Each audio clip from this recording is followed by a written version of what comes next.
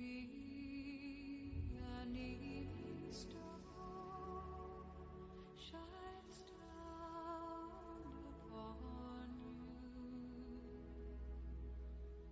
May it be when darkness falls, your heart will be true. Leitura do livro A Pequena Flor do Campo, psicografado por Luiz Gonzaga Pinheiro. Capítulo 11. Conversa de Guerreiro.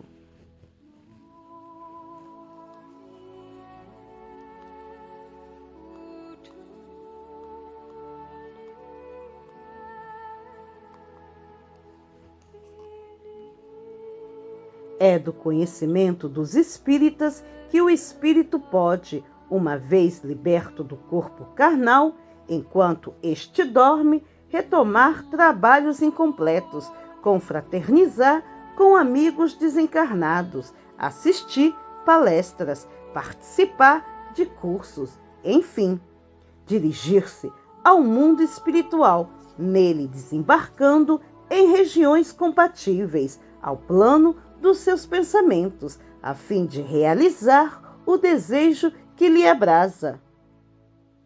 Às vezes, nossos instrutores espirituais nos presenteiam com lembranças dessas viagens, para mim, de valores inestimáveis, permitindo-nos gravar o conteúdo das palestras ouvidas e até mesmo refazê-las, quando necessárias ao trabalho desenvolvido em vigília.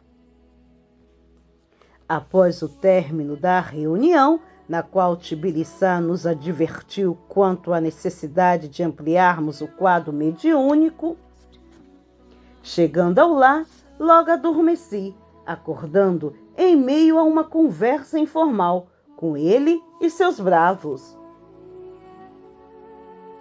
De repente, estava ao redor da fogueira conversando sobre a bravura de alguns e as bravatas de outros, entre risadas e o cheiro da lenha queimando. Tibiriçá contava uma história que escutara de Kroller sobre um general chamado Napoleão, muito valente, mas, segundo ele, esquecido de pequenos detalhes. Detalhes às vezes decidem uma batalha. Isso um guerreiro deve saber, enfatizava o cacique.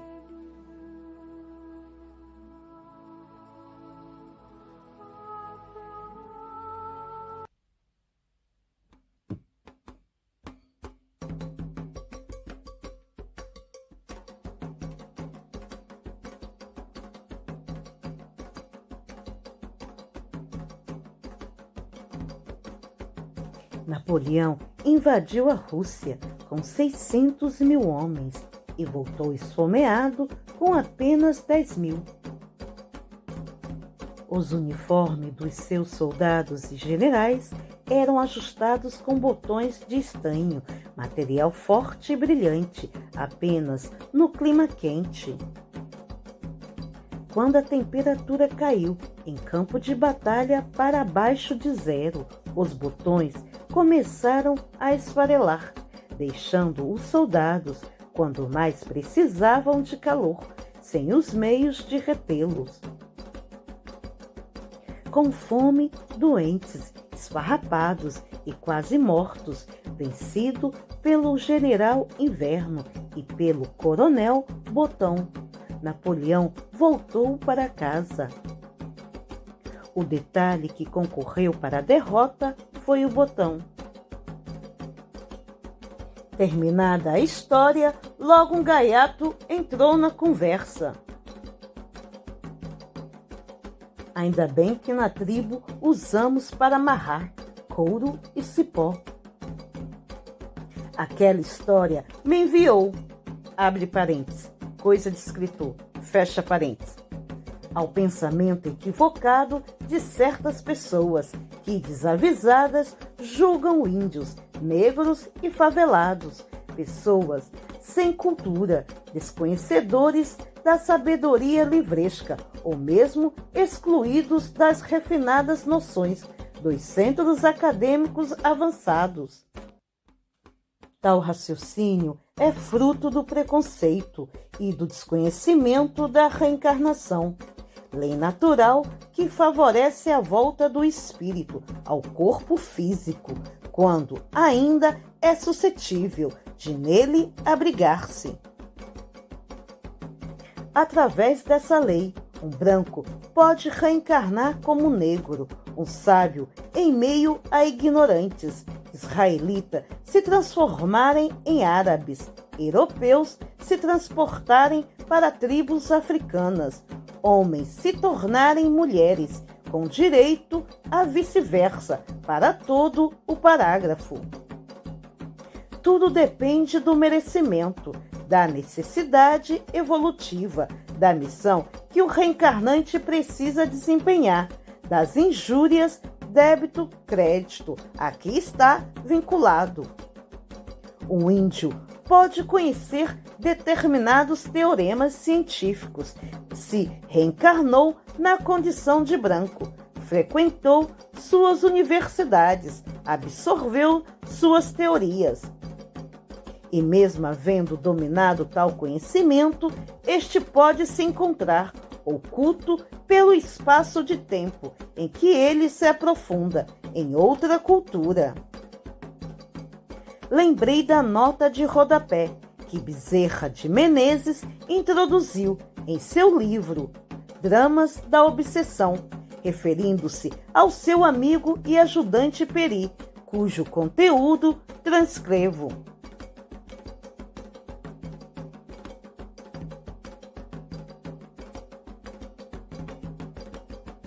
Abre aspas.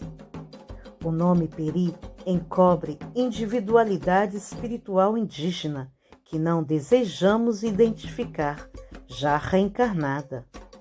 Sua existência nas matas brasileiras traduz estágio de repouso e esconderijo, necessária para se furtar às continuadas perseguições obsessoras que, como antigo chefe de tribos árabes guerreiras, adquirira com as atrocidades praticadas. Não seria, portanto, espírito primitivo, como também acontecia com muitos outros índios brasileiros e escravos africanos no Brasil. Fecha aspas.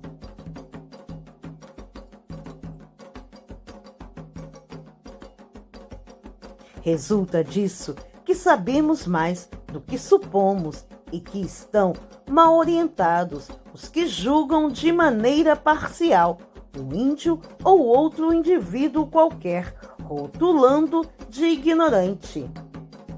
É atitude imatura e precipitada julgar sem conhecimento de causa, pois a ninguém é dado aprender a síntese da essência moral e intelectual de ninguém. Daí, Jesus ter aconselhado o não julgueis, pois geralmente o julgamento emitido, mesmo quando bem elaborado, baseia-se em pálido reflexo da realidade, do momento a que se ateve o julgador. Para um julgamento mais justo, seria necessário o julgador conhecer a história de vida de quem está julgando, circunstâncias ignoradas de sua existência, forças e leis que os homens apenas iniciam a perceber com a lei de ação e reação e a reencarnação. Tudo isso passou em fração de segundo na minha mente, pois bem sabemos que, livre dos entraves da matéria, o raciocínio é alado. Mas outros guerreiros iniciavam suas histórias.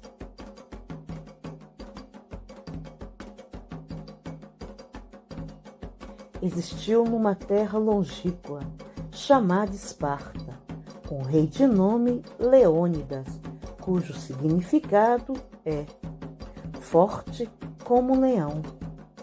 Quando criança, participando da sua preparação para tornar-se guerreiro, obrigatória para os de sua raça, foi dado como morto, devido ao rigor dos testes de resistência física e mental exigidos pelo treinamento. Mas o guerreiro sobreviveu. Quando ocupou o trono de sua cidade, outro rei tentou invadir sua terra. Ele consultou seu Deus, que lhe disse: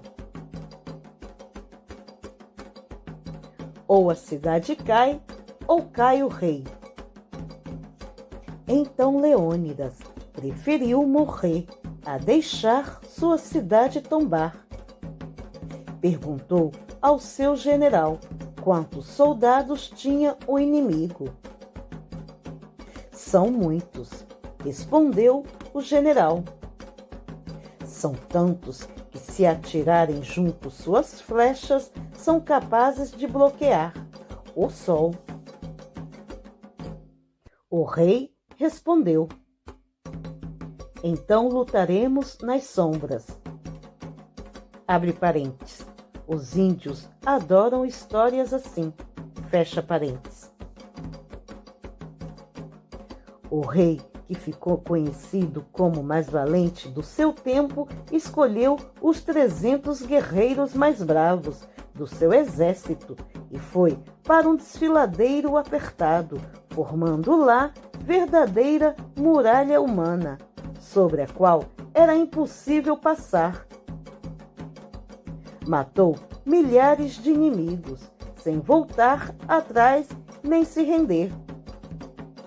O corpo do rei ficou sob a guarda dos seus soldados, até que o último deles caiu.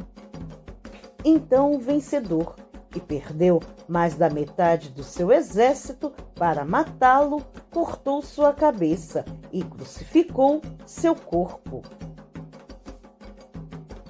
Hoje, nesse desfiladeiro, alguém escreveu: venham buscá-las, pois dizem que as almas dos guerreiros ainda estão lá, guardando a terra que agora é dos seus filhos. O detalhe aqui foi o lugar.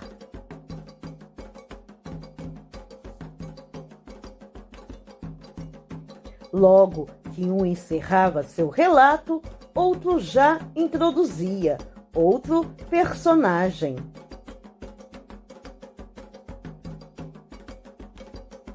Existia no país chamado Macedônia um menino que se tornou rei com apenas 18 anos de idade.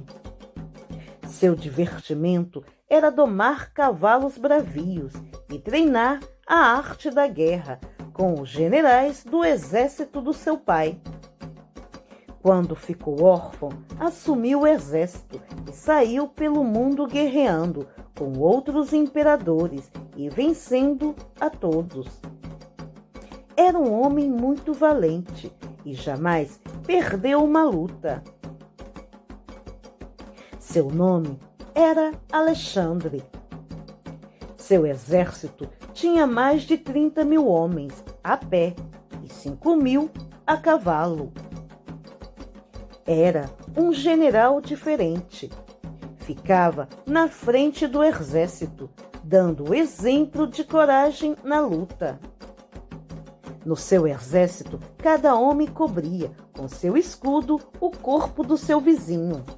As lanças dos seus soldados tinham cabo muito grande e atingiam o inimigo de longe, sem que fosse ferido. Lutou contra homens, feras e gigantes. Tudo que parecia à sua frente era derrotado por ele. Organizava os soldados de maneira que se moviam em todas as direções, como se dançassem, formando uma muralha impossível de ser penetrada. Seus generais e soldados o amavam e tinham plena confiança na sua coragem. Ele os fazia acreditar que eram invencíveis. Mas um dia foi picado por um mosquito e morreu de febre. Crowley diz que foi de cansaço, bebedeira e loucura. Mas o homem com tanta coragem não morre de loucura. Esse mosquito devia ser também o rei entre os mosquitos. Os índios comentavam entre risadas essas coisas do cotidiano deles. E eu os sentia como minha gente. O diferencial de Alexandre, ou seja, o detalhe que o distinguia, era a bravura em combate. Finalmente chegou a minha vez de contar uma história, e então falei de uma mulher forte, guerreira, corajosa, dessas que passa o dia lutando, sem se cansar. Seu nome era Madre Teresa de Calcutá. Talvez tenha sido a mulher que mais batalhas venceu e mais exemplos de coragem deixou. Quando quiseram saber que arma ela usava, disse que era apenas a sua fé em Jesus Cristo e uma vontade de ajudar os mais pobres, como poucos haviam demonstrado. Começou sozinha e formou um exército tão grande ou maior do que o de Alexandre. Invadiu mais países que ele. Conquistou mais corações que todos os generais juntos. O detalhe que a tornava invencível e incansável era o amor aos pobres, mais pobres. Batalhas são vencidas mais pelo gênio do guerreiro do que pela força bruta de seus músculos, concluí. Mas como sabem tantas histórias de brancos, indaguei. Lemos seus livros, comentou um deles entre risadas.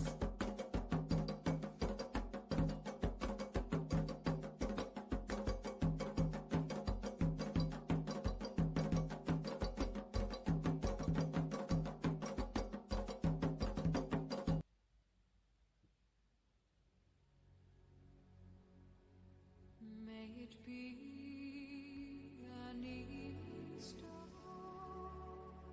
shines down. Essa foi uma das raras conversas da qual me lembro com clareza, pois as demais sempre se misturam com fatos do cotidiano, necessitando de peneiradas para organizar um texto. Não posso negar que gostaria de ter ficado na festa por mais tempo. Mas guerreiro de Tibiriçá só se sente bem em batalha. Por isso, agradeci ao sol pelo seu beijo matinal.